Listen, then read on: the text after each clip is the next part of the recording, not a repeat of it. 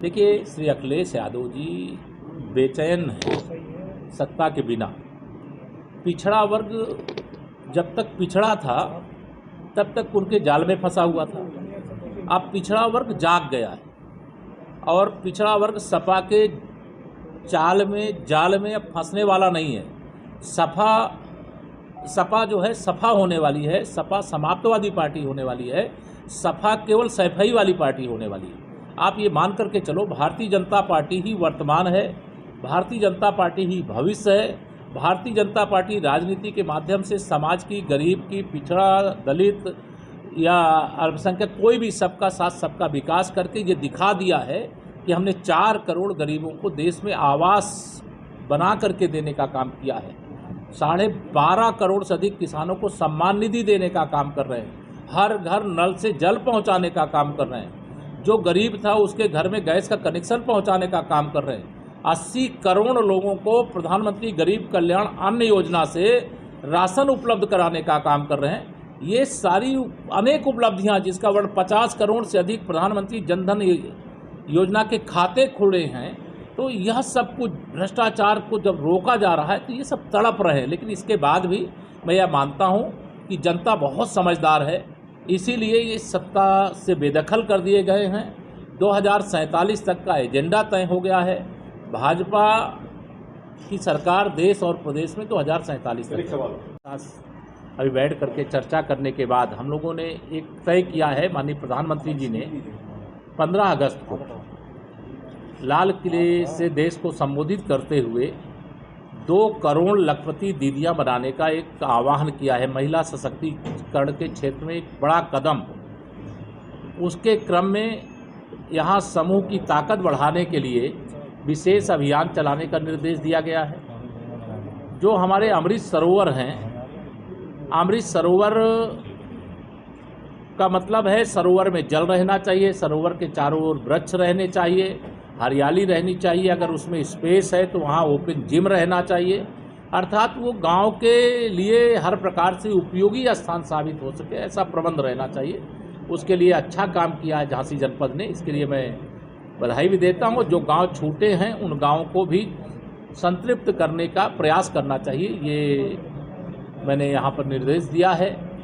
विशेष अभियान चला करके मेरा ये सदा मानना रहता कि अगर ब्लॉक, थाना, तहसील या 3 स्तर के जो अधिकारी हैं अपने कर्तव्यों को ठीक से पालन कर दें तो कोई भी समस्या जिले में नहीं आएगी, प्रदेश में तो बहुत दूर की बात है।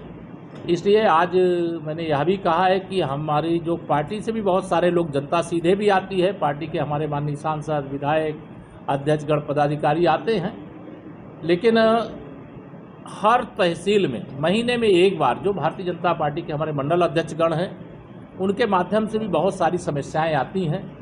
उनके साथ बैठ करके उनकी बातों को सुने और जो समस्याएं समाधान करने लायक हैं हर हाल में उसका समाधान इस प्रकार से करें कि मंडल अध्यक्ष नहीं, उप मुख्यमंत्री उस समस्या को बता रहा है। तो यह भी हमने आज यहाँ पर कहा है और हमारी सरकार का निरंतर प्रयास है सबका साथ सबका विकास का। डबल इंजन की सरकार शानदार ढंग से काम कर रही है। 2024 का लोकसभा चुनाव हम सबके सामने है।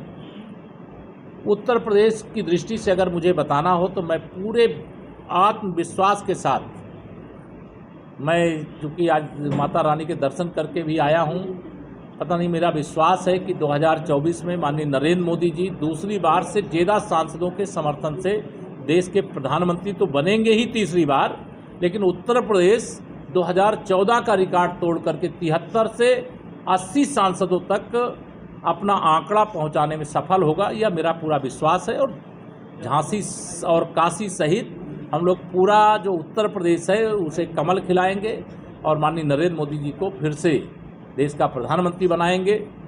हम यह मानते हैं कि उत्तर प्रदेश के अंदर भारतीय जनता पार्टी के प्रति समर्थन लगातार बढ़ रहा है।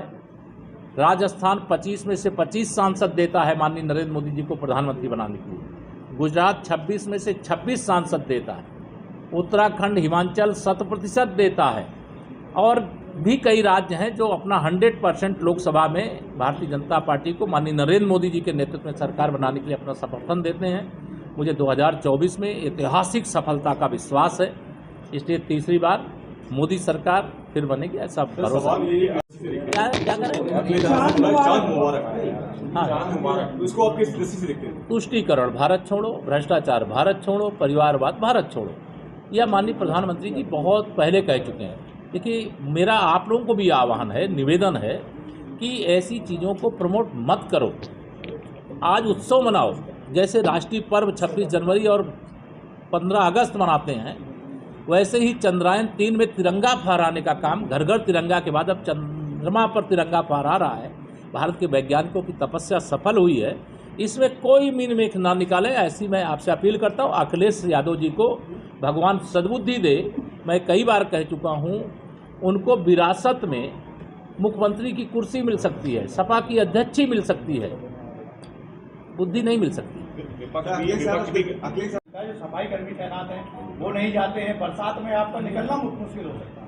आप विश्वास रखो, देखो स्वच्छता के लिए सफाई कर्मी तो जाएं ही, इसके लिए निर्देश दिए गए हैं, लेकिन स्वच्छता सफाई कर्मी की जिम्मेदारी नहीं है, स्वच्छता देश के हर नागरिक की जिम्मेदारी है। हम सफाई कर्मी को भी साथ मिले, गांव वालों को भी साथ मिले, हर सरकारी कर्मी को भी साथ मिले। हर सप्ताह में 10 दिन में, 15 दिन में, महीने में एक दिन गांव के अंदर स्वच्छता अभियान, जो तालाब हैं वहाँ स्वच्छता, नदी हैं वहाँ स्वच्छता, खेल मैदान है वहाँ स्वच्छता, मंदिर है वहाँ स्वच्छता, विद्यालय है वहाँ स्वच्छता का अभियान सब लोगों को मिलकर के चलाना चाहिए।